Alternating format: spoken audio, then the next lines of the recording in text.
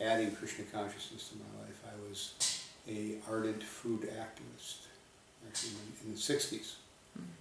In those days, we were organizing co-ops in the inner city in Detroit, or in Ann Arbor, Michigan. We were organizing large warehouse concentrations where people could access healthy food at a reasonable price.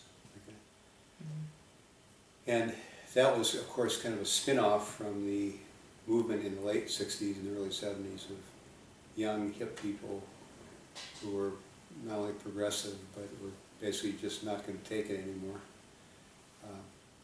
going back to the land.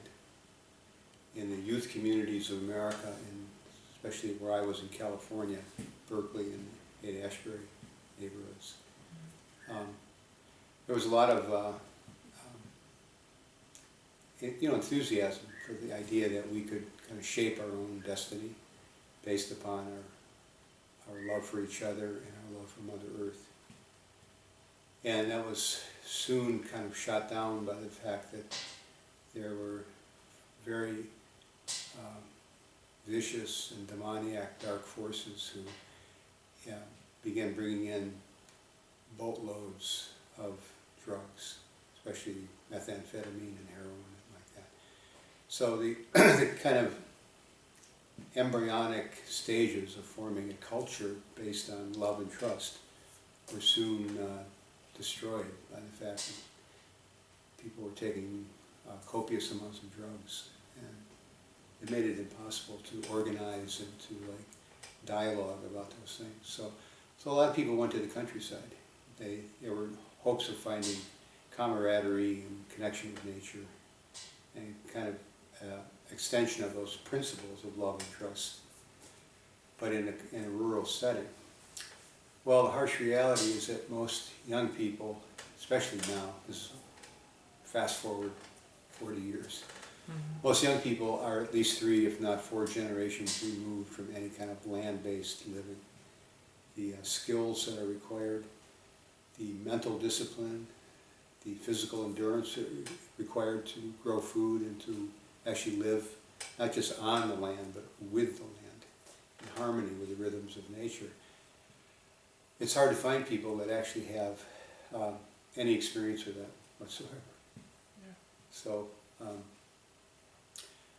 I was interested in not only those skills, but also in developing my own consciousness.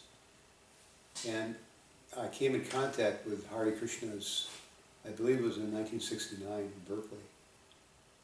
And I kind of thought, when I first saw them, they were such an oddity because everybody had long hair, but they had no hair, practically.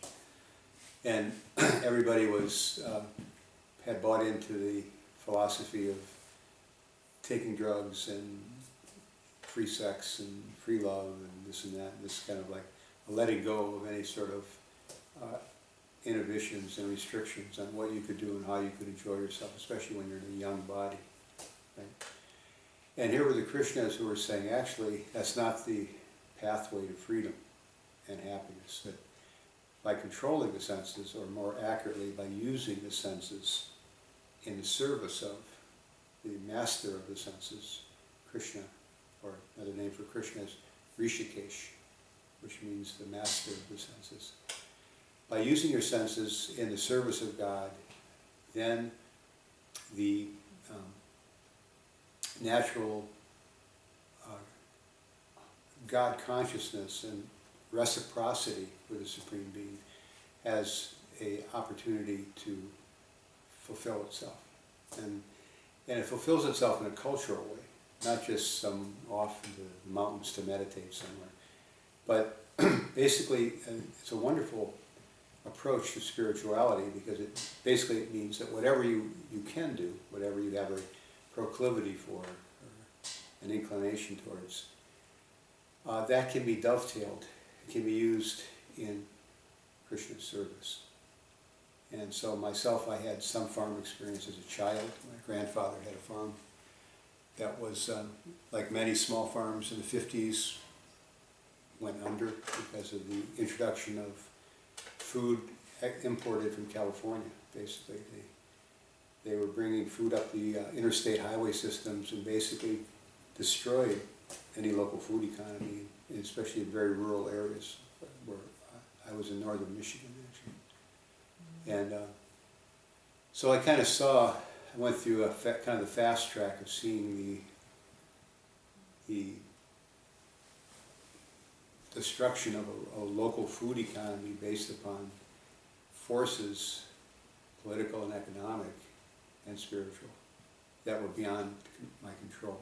And the entire family had to relocate from a rural setting to blue-collar neighborhoods where there was what in Sanskrit is called ugra karma, this kind of hellish work in factories that just sap the life energy of a human being. Your whole meditation is just economics and how to get money, and your boss wants you to work hard and you want to work less hard, and this whole kind of cheating.